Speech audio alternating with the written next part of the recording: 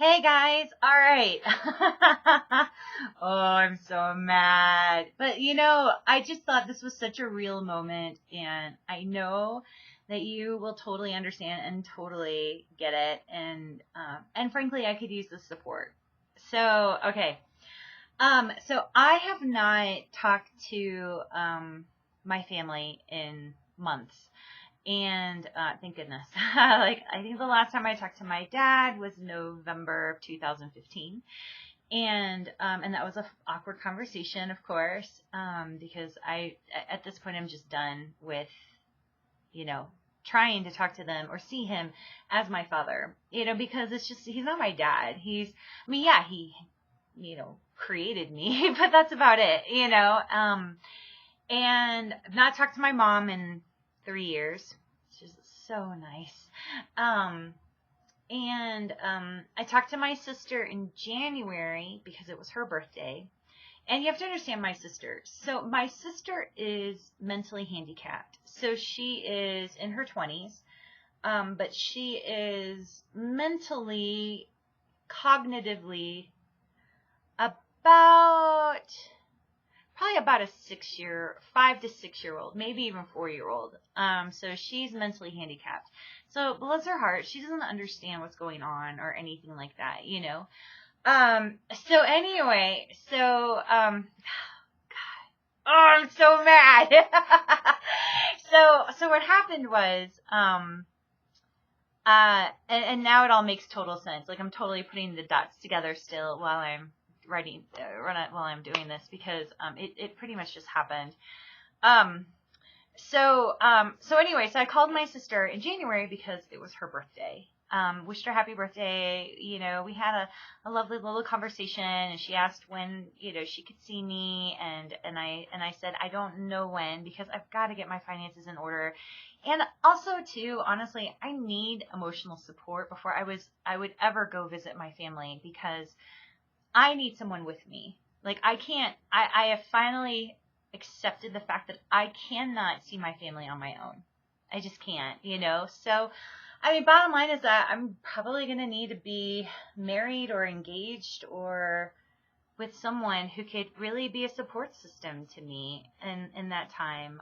There's just no other way. I don't have any friends. I have no support in the city that they live in. So for me to fly out, and I'd also have to purchase a hotel room. I'd have to rent a car. Like, it's just such a awkward, expensive thing to do.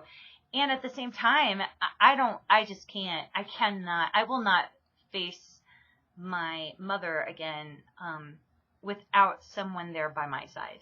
I finally have accepted that, and I'm okay with that, So anyway, my sister, so I haven't talked to my sister since January. So I'm just going to read the text messages to you. Yay! I know you guys are like, oh my gosh.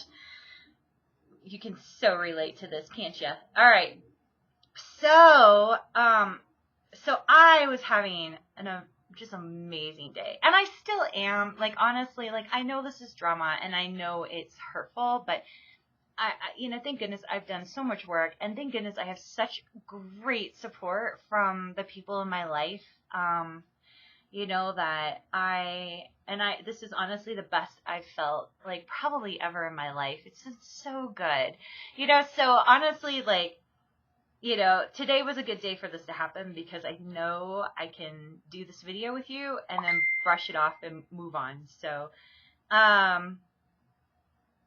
yeah. So anyway, so this is the first text I get from my family. Hi, hope all is well with you. Keisha had been asking to talk to you, and we don't know what to do. Love you. All right. So and Keisha is my sister. So anyway, I thought, oh, that's so sweet. My sister wants to talk to me, because I'm like, look, I am not going to get into the drama. I'm not going to get into this we don't know what to do thing, because that's them pouting, which of course I've told them, and I've told my sister time and again, like, Keisha can always call me anytime. Of course she can. She can always call me anytime, and stuff like that. So anyway, So I wrote back and I said, I'd love to talk to my sister. Yay. Of course you can call me anytime. I just make myself available. Thanks. Hope all is well, for the family too. Smiley face. And I'm not trying to rub it in the no contact, but I was just having a great day and I'm like, yay, that sounds awesome. I'd love to talk to her. That'd be wonderful, So anyway, so I talked to my sister for a good 25 minutes, and it was lovely. And and when she called, like, it was just her. Like, I guess my dad was like nearby, probably could hear, because I'm sure that's what they do. I'm sure they're like trying to listen in to like what I say to her, because they don't talk to me, So this is probably one of the ways that they try to hear what's going on with me. So anyway, so I talked to my sister. It's lovely for like those 25 minutes until my sister goes into, which she always does, which I understand, because again, she's in her 20s, but she's like a 4-year-old or 4 or 5-year-old really mentally. And she says, when are you coming to visit me? And I said, I don't know, because I don't know when I could come visit her. And it was so sad because she instantly got emotional and said, I have to go. And I was like, I'm sorry, Keisha. I'm so sorry, and there's nothing like feeling like crap in that moment, and stuff like that. And so, and I said, I love you. And she said, me too, which is normal for her because she actually can't say I love you. Probably it's a factor of, I'm sure, all the drama in my family or whatever. So, so she hung up, and said bye. And I said, and hung up. And so, so I felt sad and I felt upset about that. And it just, kind of broke my heart and stuff. And I'm like, gosh, I wish I could just work through this stuff. And then I get another text message from my family. I'm going to read it to you. And then this is what it says.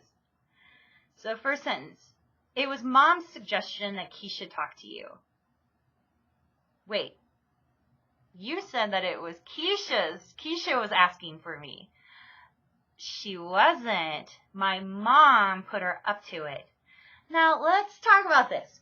Why would my mother put my sister up to doing this? Well, of course, there's the normal, like, she's trying to get a hold of me, and trying to get to me or through to me, and my mom uses my siblings to do that, like when my brother was sick a couple of years ago, she made sure to accuse me, and that was around the time I had just gone no contact with her for like a few months, and she made sure to talk to me, to accuse me of not caring about my brother, and that's why I wasn't contacting, and stuff like that. So of course, like, what does my mom do? My mom is using my sister to contact me. Now, why would she do this now? Like, why would she do this now? I mean, like, it's January or July 10th, like, I mean, what's going on? I'll tell you why. Tomorrow is my parents' anniversary. A few days later, my mother's birthday. A few days after that, my cousin's wedding, where all of my family's going to be. So what's going on? It's family together season. Family together season. The last time my mother came after me was last year in April. And the reason why was because her and my dad were having their 40th anniversary on a beach in Florida. They were going to fly out and have this big hoopla to renew their vows. And so she called me at that time because of plane tickets. And so the whole thing, like, she called me several times. It was awful, and left me these like rageful voice messages, and that's when I finally had to just like completely block her phone number, So So anyway, and she did, and the whole point of like, she was rageful, she was angry on the voicemail, and then she finished the mom and like, and I just really hope you would come to our 40th anniversary thing, and or at least like be there at least by phone or something for us, So again, this has nothing to do with me. This is everything to do with her. It's everything to do with them. Bottom line is they're going through several big ceremonies this week. And because of that, they're feeling sad that they don't have their daughter there. They don't give a shit about me. They don't give a shit about me. They care about their events. That's what it is, Ugh. And what do they use? They use my sister to do this, because all of a sudden they're trying to get my sister to contact me.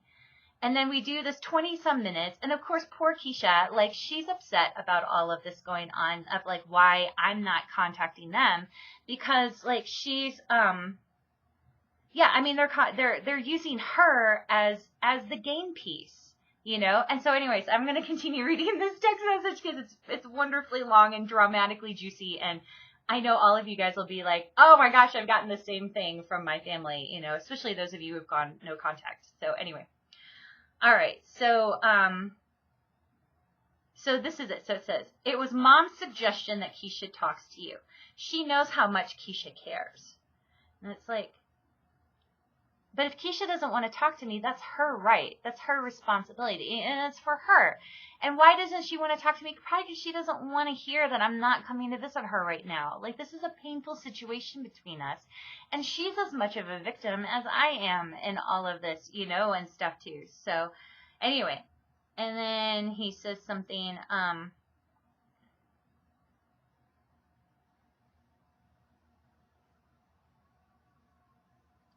he talks about my sister, because my sister can't explain to me that she's been sick, so he writes a few sentences about what happened with her illness, and I appreciate that. Like, I appreciate the details. And again, like, I think this is always good, because I'm ticked right now, of course, it's just that reminder of, like, they want me to know, like, what's going on, but at the same time, like, it's pretty dramatic stuff. And of course, like, the illness that she dealt with was back in February. And it's like, well, why didn't you tell me this back in February? Oh, because you're using this in the situation with me. So, anyway.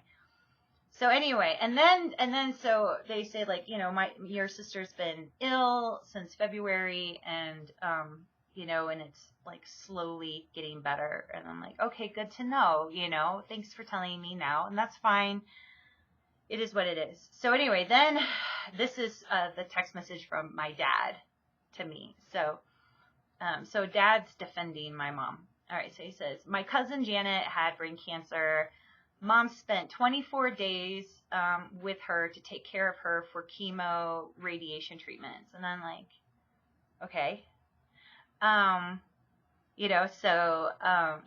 anyway, and then, but again, like, why is he telling me this stuff? It's because he wants me to remember what a saint she is, what a martyr she is, and all that kind of stuff, and well, I think it's wonderful that she went and took care of her aunt, my dad's aunt. That's great. That's really nice of her and stuff. At the same time, like, I'm like, how this isn't necessarily useful information, because I've never even met Janet. I don't know who she is, so, but I understand this is a big deal to them. Well, if it was a big deal, why didn't they text it to me back then and not like now, and stuff like that. So anyway, but here's the juicy part. Mom aches/hurts for you every day.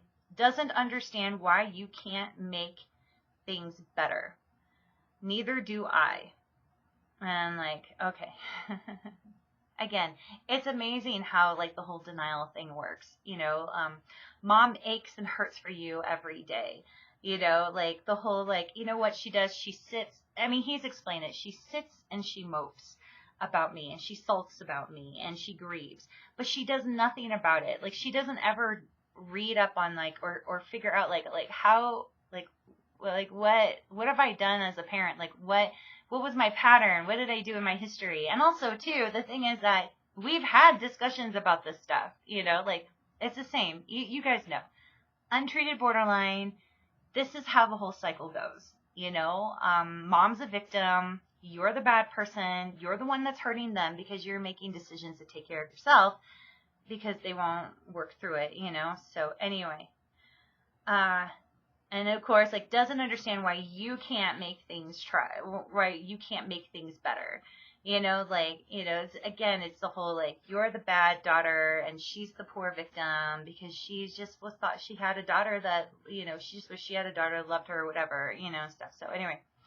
And of course, my dad, again, is in denial too. Gosh, they are so perfect together as untreated borderline and, you know, enabling a delusional dad, you know, because the thing is that he does know, like, he has talked to me about this. He has said to me, like, you know, like, April, your mom is projecting stuff on you because of her bad relationship with her mother, because my grandmother was a BPD. And so she's like, she's projecting onto you. And, you know, he has even said, like, you know, like, maybe if you got into therapy with her, like, you know, like, maybe that would fix her, you know, like, he knows there's something wrong, like, oh, but no, it's all my fault. Of course it is, because this is the same old story that I've heard over and over and over again my entire life, you know. So anyway, so he writes, we love you. Oh, that's so sweet. I'm so glad that you love me, even though, like, you guys, you know, you love your bratty daughter who doesn't want to be there for you. So he's like, you're missing out on a lot. And he's like, your youngest brother is as tall as me. So anyway, yeah. So bottom line is, like, this is the stuff that we all deal with, you know. So just know that you're not alone. Like, you know, like, it's, you know, and as much as I want to be angry at my family and as much as I am ticked about this, like, you know, because it's just such a, you know, immature move on their part. But I understand, like, again, these are people who don't control their emotional reactions. So instead what happens is they have 3 different big events happening in 1 week. So of course I'm going to get a text, you know, of course I'm going to, you know, get a, you know, we're sad and, you know, we're sulking and we're the victims and you're not. So you're the one who should solve this. Again, this is why, like, I became so over responsible for everything and everyone, you know, and why I always denied myself to know who I really am in life, because I'm always trying to fit other people's needs, you know, stuff. And thank goodness I'm breaking through that, which is so fabulous. But anyway, but yeah, it makes me so mad that they are using my sister as the pawn in this, you know, and, you know, they're only doing this and again, I know why, because, you know, there's going to be this big family event, or several family events happening this week, and one of them is going to be at my cousin's wedding, you know, where they're going to sit and watch my aunt and uncle, who are actually pretty cool people, and they actually have their stuff pretty much together, which of course is why my mom and dad do not like them very much. They've always been jealous. They've always been like, there's always been this little thing, like they want to just get at them about it, you know, like it's just terrible. So anyway, so yeah, they're going to watch their daughter, who's darling and adorable, get married to, the love of her life, and they have a baby, and it's so cute, and it's so adorable, and I'm so pleased for them. I truly am. My aunt, uncle, and my cousin, I'm so happy for them. That's wonderful, you know, and stuff. You know, but, like, of course, my parents are watching them going, like, this isn't what we've got, because our daughter is a blank or whatever, you know, because our daughter doesn't want us in her life because she won't tell us what's wrong, you know, and stuff like that. So anyway, and of course I'm angry that my sister got put in the middle of all of this, you know, like, I mean, it's just, but at the same time, I have to just keep reminding myself, my mom is emotionally ill. She's emotionally handicapped, and so is my dad. And because of that, because they are emotionally handicapped, of course, this is how they're going to act. I can't ask them to, I have to expect that they're going to act this way. I have to expect that they're going to, act out like children, because they are emotionally like kids,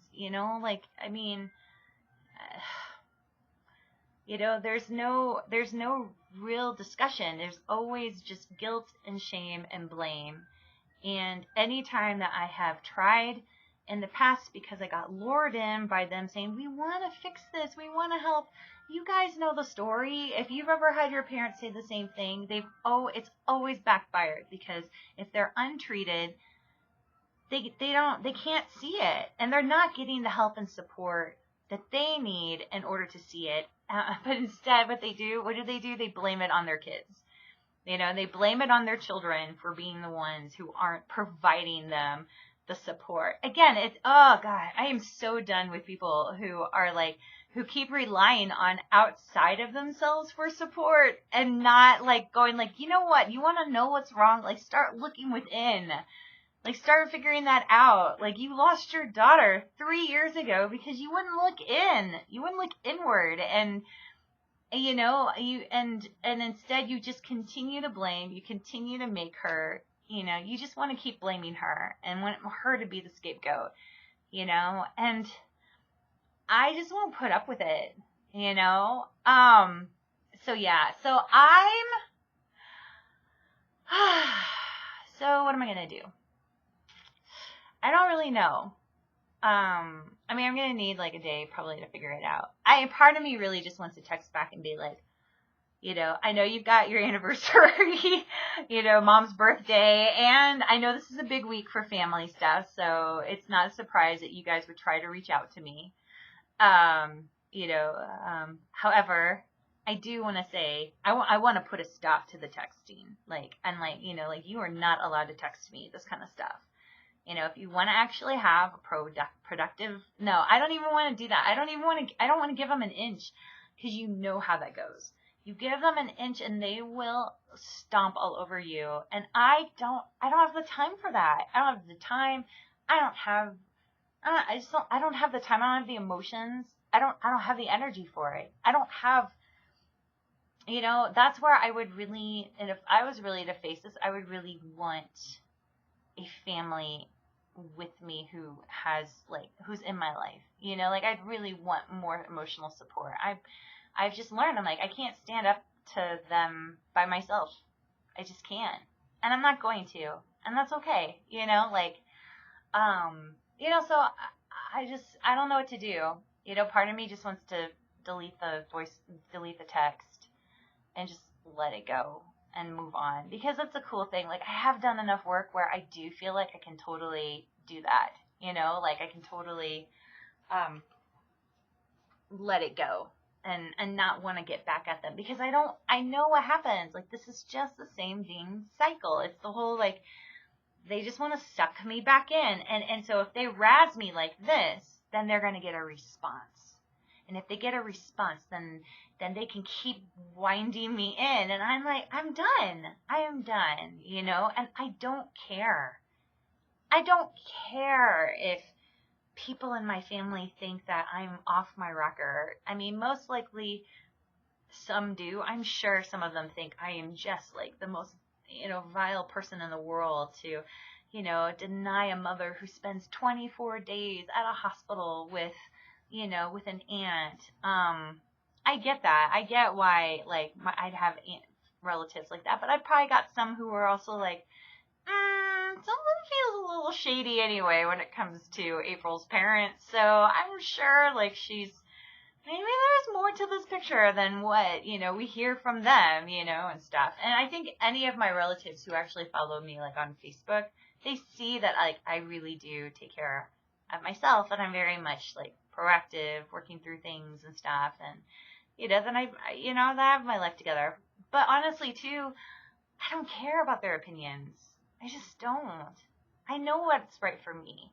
And I know what's right for my life. And I know what I need to do to live my life well. And bottom line is that, while it's sad to me that my sister is a victim in all of this, like, the sooner I can get my life more together, which is, get those finances in order and in better shape, and, be out there, dating and meeting the right guy who's going to support me and be there for me through all of this, then the sooner I can meet my sister again, and the sooner we can have a lovely time, and that I wouldn't have to, and that, whatever my parents would want to try to do or pull, like, would have very little to zero impact on me, and honestly, it's cool, like, after 3 years, they don't impact me nearly, like, as much. Like, are you kidding? Like, a year and a half ago, I would have been, like, I wouldn't have been devastated. I would have been super upset for a while about that text message. But I've done so much work. I've worked on myself so much. I've gotten so much healthier. And I just, it's the whole inhabiting yourself. When you start to really inhabit yourself, it's like, nobody else is going to touch me like that. I'm not going to give anyone that kind of power in my life. So anyway, yeah, so I don't even know if I want to respond to it, because I don't think it's going to help. I think it's only going to make matters worse. The only thing the only thing I'm thinking about responding to them about is just saying, like, do not text me again about this topic. If you do, I'm going to need to block it. Please only text me for emergency matters, and if Keisha actually wants to talk to me herself, so, yeah, I feel like that's what I want to do. I feel like I just want to take the high road, but I'm not going to do it for a little bit. So feel free to add your comments, your thoughts, and all of this and stuff. And thank you for letting me just ramble for like a half hour. But I know all of you have probably, like, all of you that have an untreated BPD parent understand exactly what I'm going through right now. And I just wanted to have a real moment with you.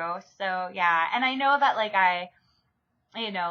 obviously I'm a bit impassioned right now. So, yeah, but, I just, like, the comment that I made before about people who, like, are just always looking outward, looking for outward, like, validation in life instead of, like, looking to inward. I've just learned, especially recently, to, that when I see that people are relying more on outside of them versus the inside, I can't have them they cannot be a part of my inner circle of life. They can't be a part of my inner circle of friends or my chosen family.